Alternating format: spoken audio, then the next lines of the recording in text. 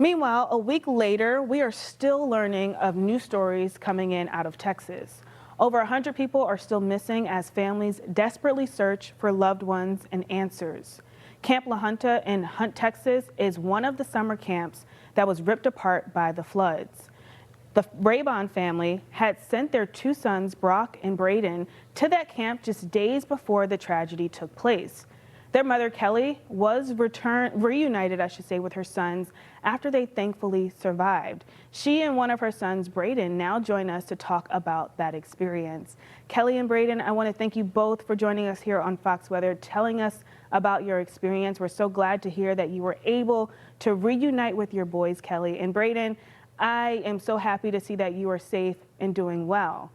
With that being said, as we talk about this flooding situation, tell us what happened that night.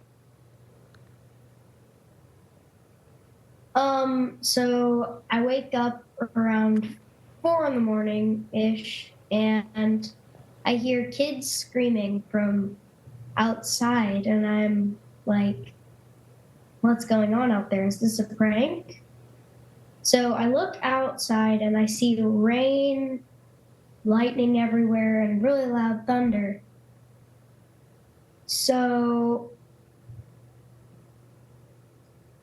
I thought maybe this is a real situation because around 6 in the morning, I saw 75 campers at least walking in this back lane behind my cabin and a couple other cabins.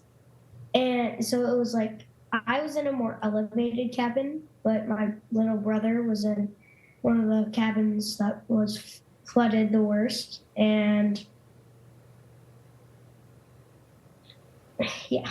It was a very terrifying situation for both of the boys. I mean, for Braeden, he didn't know what was going on with his brother Brock, who is 7 years old, just graduated kindergarten, was his first time at camp, and they had only been there for one full day at that point. But in Brock's cabin, which was one of the most low-lying cabins at Camp La Junta, they took on a dramatic amount of water, so much so that the boys, thanks to the counselors who acted very quickly and heroically, moved from lower bunk to upper bunk to then ultimately into the rafters of the cabin. Oh my goodness. Braeden, I know this must have been a scary situation for you. And Kelly, to hear you kind of explain that to that different level of how they had to go from lower bunk to higher bunk up into the rafters, this all happened at night as well. So not only is at night, you're separated from your kids, you're at home, I'm assuming. The first flood report, it came out in the late hours. How was that experience for you, knowing that they're so far away? When I received the first text message from the camp early that morning of July 4th, it didn't really explain the gravity of the situation.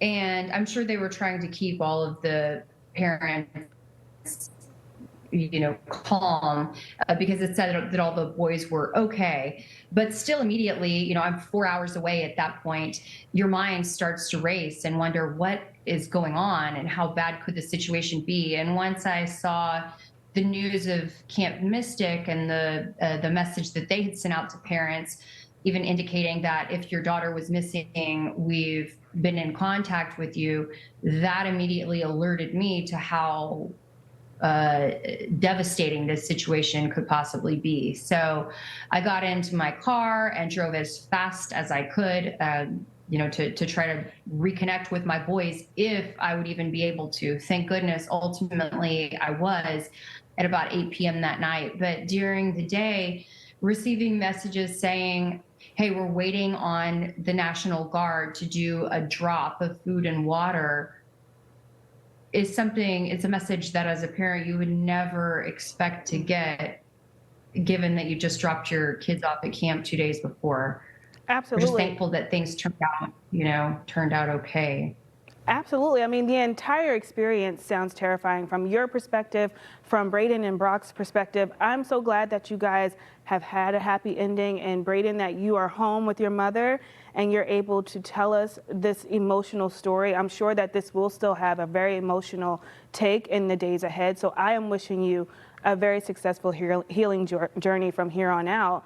Keli, I want to thank you for joining us this afternoon. Braeden, I want to thank you for joining us and telling your story, and we wish you guys all the best moving forward.